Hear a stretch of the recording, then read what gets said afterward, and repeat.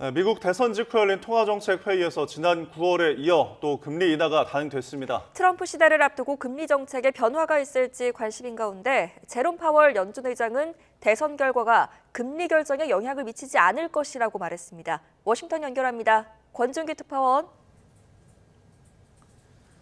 네, 워싱턴입니다. 네, 연준이 예상대로 금리 인하를 단행했죠? 그렇습니다. 연준은 이틀간의 공개시장위원회를 마친 뒤 0.25%포인트 금리 인하를 발표했습니다. 이번 결정은 지난 9월 0.5%포인트 빅컷에 이은 두 번 연속 금리 인하입니다. 이로써 미국의 기준금리는 4.5에서 4.75%로 내려왔습니다. 제롬 파월 연준 의장은 인플레이션이 2.1%로 크게 낮아졌고 고용도 여전히 견고하다며 금리 인하 배경을 설명했습니다. 연준의 이번 금리 인하로 우리나라와의 금리 격차는 1.5%포인트로 다시 줄었습니다. 트럼프 전 대통령의 당선이 금리 정책 영향에 미칠지 관심이었는데 관련 언급이 있었다고요?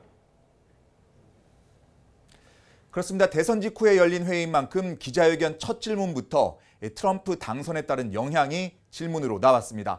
고율 관세와 세금 인하 등 트럼프의 공약이 현실화할 경우 연준의 대응을 물었는데요. 파월 의장은 선거가 단기적으로 정책 결정에 영향을 미치지 않을 것이라고 말했습니다. 올해 마지막 통화정책회의인 다음 달 공개시장위원회에서의 결정도 아직 정해진 게 없다며 신중한 입장을 보였습니다.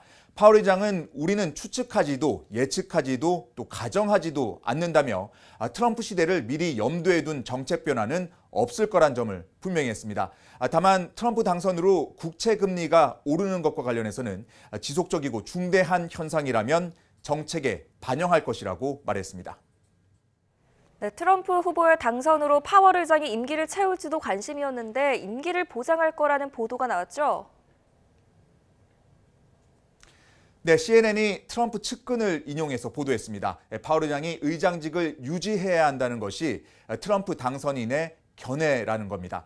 다만 트럼프의 스타일상 언제든 마음이 바뀔 가능성도 있다고 덧붙였습니다. 파월 의장은 트럼프 집권 1기 때 임명됐고 2022년 바이든이 재임명해서 임기는 오는 2026년까지입니다.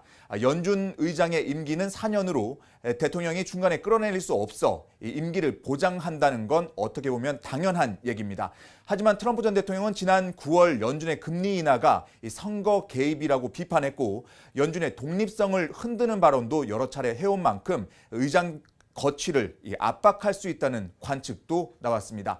파월 의장도 기자회견에서 트럼프의 비판에 대한 입장을 묻자 어떠한 정치적 견해도 밝히지 않겠다고 선을 그었습니다. 지금까지 워싱턴에서 전해드렸습니다.